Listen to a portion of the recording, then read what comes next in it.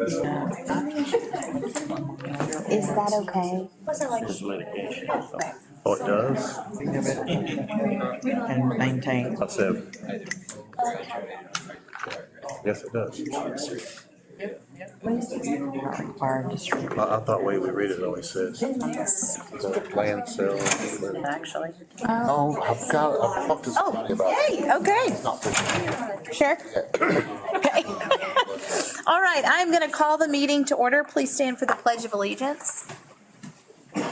I pledge allegiance to the flag of the United States of America and to the republic for which it stands, one nation, under God, indivisible, with liberty and justice for all.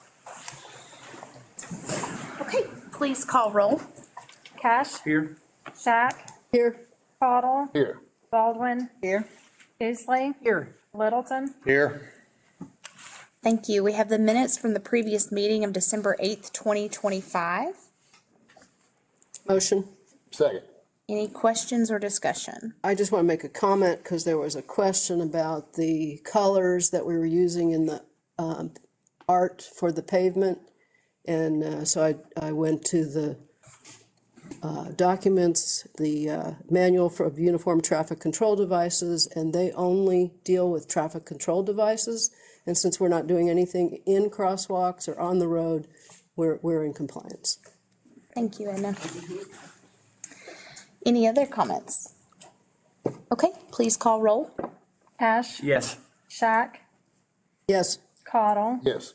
Baldwin. Yes. Isley. Yes. Littleton. Yes. Thank you. Do we have anyone here for public comment? Maybe? I don't think we planned on it. That's okay. That's okay. No problem. We are welcome to be here. Oh, well, right now, if they want to. I didn't really have anything to say. Well, Okay. you should say something since we're here. Where should I go for public? If you want to go to the podium and if you'll just say your name. So I'm Maddie Reffitt. I'm a senior at MSU, and I'm also vice president of MSU Evergreen. I think we were here at the last city council meeting for public comment regarding MSU Evergreen's Food Forest Initiative. Our next steps from that were to meet with Mr. Hamilton, which we did do. That went well. And so now we're just kind of waiting on confirmation for the spot that he suggested for our food forest. So it'd be great to kind of get confirmation from that. That's all I, yeah. And Matt, do you want to describe the space that they're talking about, and I'll get council's feedback on that? We looked at a couple spots on the map. They initially talked about what we call Bluebell Island, up by the creek. But it's really prone to flooding. We also looked at a couple spots on the 60 property that we have some plans to develop ourselves with some playground things, future things that we want to do ourselves. But they have a location on the 60 property. And then I left it up to them exactly where they would like to choose and kind of go to the mayor and council to nail it down.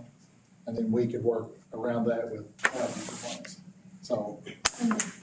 Yeah, so I think we're just kind of waiting on, maybe, I think a good next step for us would be kind of having a map print out of like what boundaries maybe there are.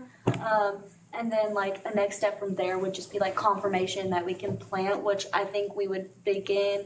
We'd probably do like some prep at the end of February and then begin actually planting in March since it'll be warmer. That's kind of, I don't know, that's all I have. That's good. Does council have any feedback or questions or comments? Before we start planning, if we're not going to surplus the property, we need to get something in writing just, before we start planning. I can speak Yeah. a little bit to this. So I'm with Maddie. I'm with the Rotary Club of Morehead. I'm Allie Secor, in case some of you might not know that. I don't know why, but anyway. And Rotary has been working on this project for probably 3 years, and we've had different pieces of the puzzle not come together for a while, and we finally hooked up with Evergreen, and we've been working with them to And the biggest problem is getting a location. So that's what we really need to nail down. And then we're helping them financially and however else we can, but it's their project now for the most part. So, but that's what we really are here for, is to figure out where we can do it. And we can work on paperwork, whatever legal things you need, long-term lease, whatever would be required, you know, we need to get all this stuff going so that by the time she graduates, we'll have something in the ground. Yeah, so Okay. whatever we need to do with you all.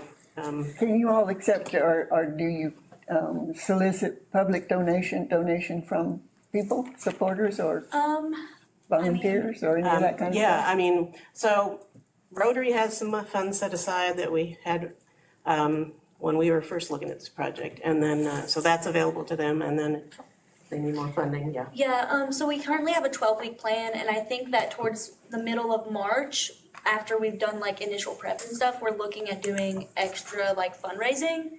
And we were talking about maybe different businesses that would wanna like donate something or, individuals. but yes, I guess to answer your question, we would take donations from other people. Yeah, I mean, you know, as I said, there is a little pot of funds to get started from Rotary, and we'd welcome anybody with either financial or physical help. Once they, I think they've covered pretty much what they want to do as far as. And then the we do actual plan to labor, but- do, yes, and then we do plan to do like annual fundraising after this, so that way it like stays Yeah, around. it's a long-term thing, so we want to keep it going. So Maddie, I know you've come and talked to the council about this before, but there may be people in the audience who don't know what a food forest is. So if you could just give them a real quick. Sure, yeah. So a food forest is basically like a planting of edible plants that mimics like what a normal forest would look like, or like what any natural pattern in nature would look like. So instead of just kind of being like, oh, I have this raised bed that's like specifically for carrots, it's kind of like you have layers of, here's my root vegetables, here's my shrubs, like here's my trees, and it functions so that it's less maintenance in the long run. And that fruits and vegetables grow together in that way. Does that make sense? So there are trees, hopefully fruit and nut trees, but they're not an orchard, they're not in rows, you know, so it'll be kind of a park setting maybe in a way, but totally basically, you know, things that eventually, at certain times of year, you can go and eat. And now I wish I had a visual so I could be like, this is what it is. That's okay. I didn't- Google it, and there is one in Lexington that a man he came to talk to Rotary a year or two ago. Geomancer, is Yeah. what it's called. So there are other examples fairly close by that you could check out if you wanted, but that's what we're aiming for.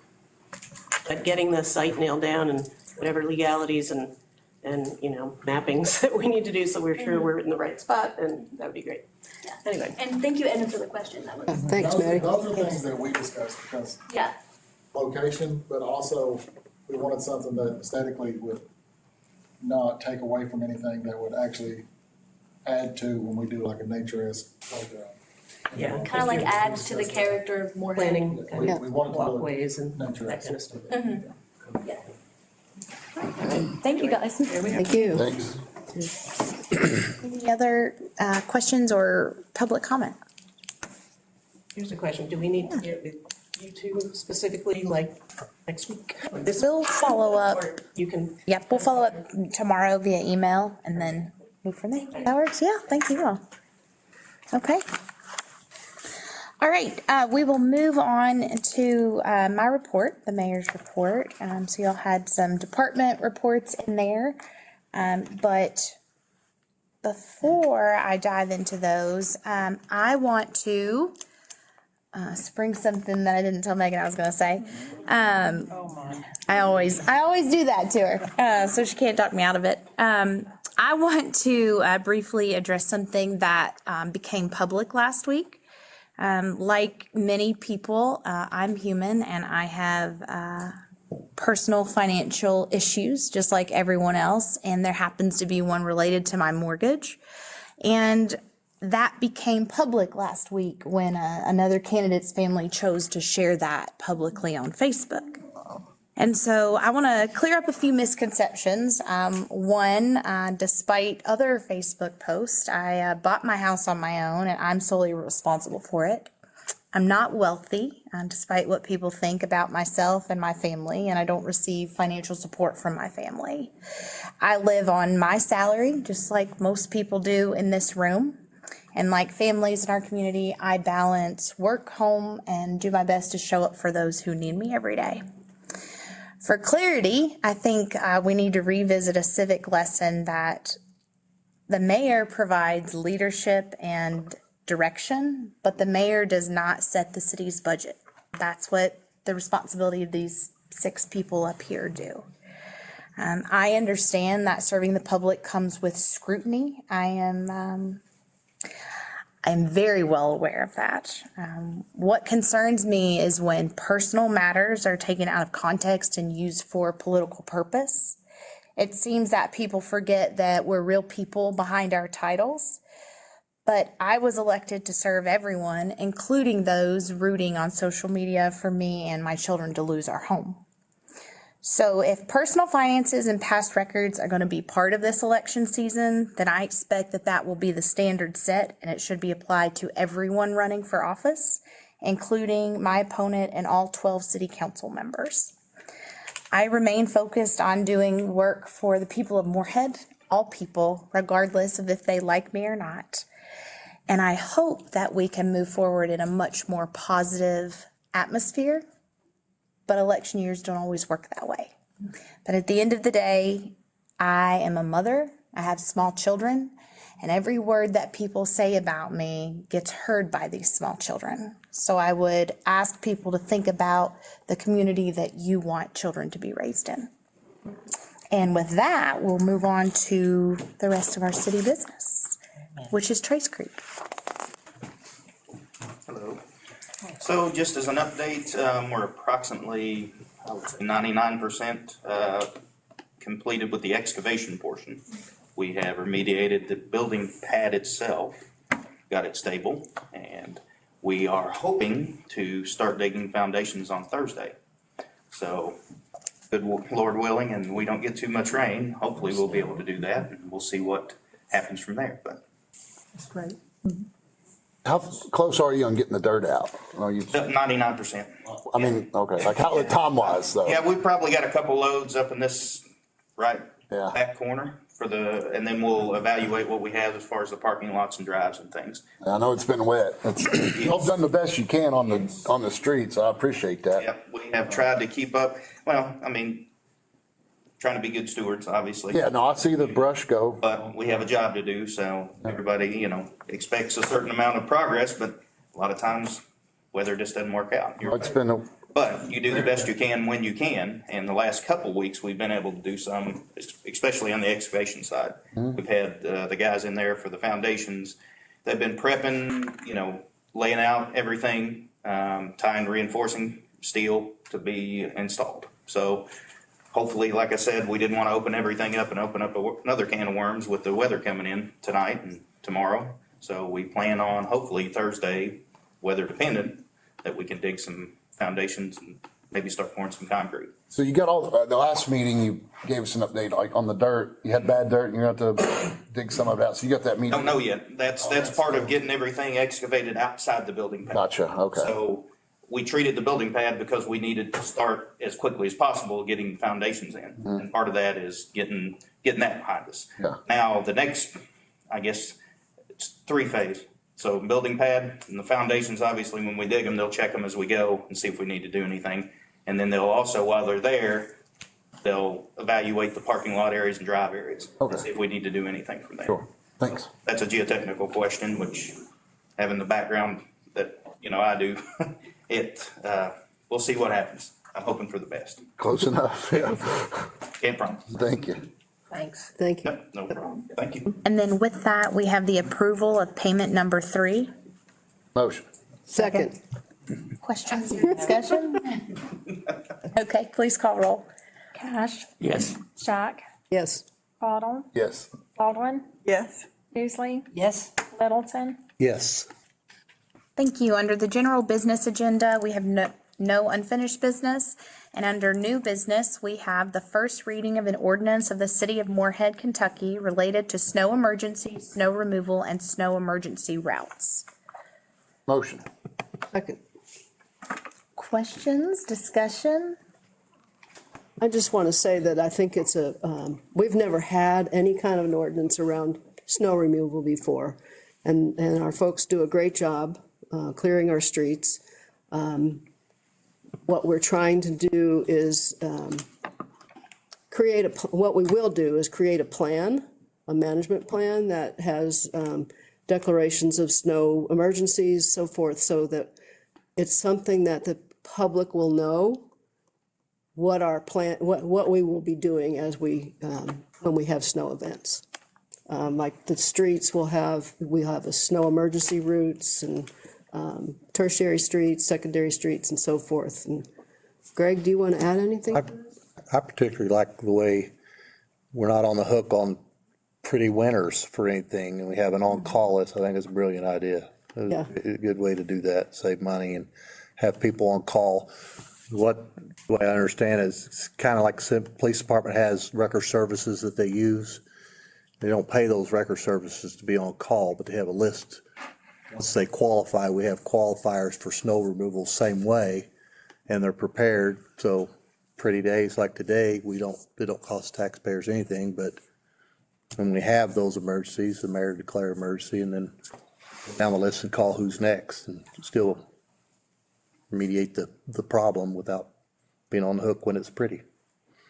Yeah, and I like the fact that there's detail about how that's done. I think that's good for the public to see, so that we don't get any of the criticism that we're calling our friends or the kind of stuff that happens sometimes. There's clear information in there about how how companies or individuals will be called upon or available to offer their services. Well, and just so the public knows, we have put that out for bid, so anyone who's interested can contact the city clerk in accordance with Part C of that last subject. My only concern comes with the rotating of the contractors. I mean, tow trucks are like pretty well the same, but this equipment is probably a little bit more complex maybe. Like, are we gonna have trouble getting contractors to sign up, you reckon? I know we've had two bids come in already. That's good. I'm just worried like, people it'd be hard to equalize the contractors. How's the bidding working on that? Is there like a map of like what roads that you're doing, or are you just doing certain roads, or? There is a map, but it's actually not necessarily for roads. It's as Public Works, they'll plow the roads still. The excess snow that is on the side, if it's a bad winter like last winter, these contractors could come in and remove that out of parking spots to make sure that there's no handicap spots obstructed, crosswalks aren't obstructed, anything like that. During that time, Public Works can still continue to clear the main roads and emergency routes. People to remove the excess. Yes. I see. Yes, that's what it is for. That's probably a little more streamlined than scraping and remove. That should be easier to garner contractors. Hopefully so. Other questions? Okay, please call roll. Cash, Yes. Shack, Yes. Caudle, Yes. Baldwin, Yes? Beasley, Yes? Littleton. Yes. And with that, can I have a motion for executive session, and you'll have to read the KRS. I move that we go into executive session per KRS 61.8101C, which allows for discussion of proposed or pending litigation against or on behalf of the public agency. Second. All in favor? Aye. It's in the back. We'll be back.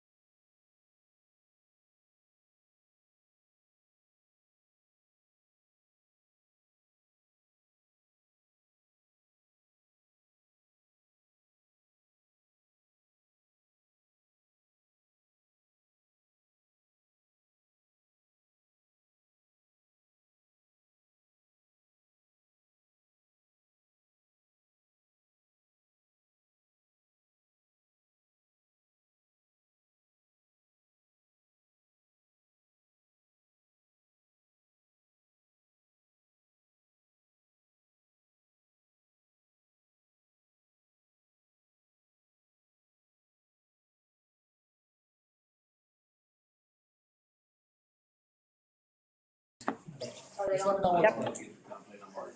Thanks, man. We're good? Make a motion, we come back in. Okay. Okay, there was no action taken during closed session. I just need a motion to adjourn. Make a motion, we adjourn. And I'll second that one. All in favor? Aye.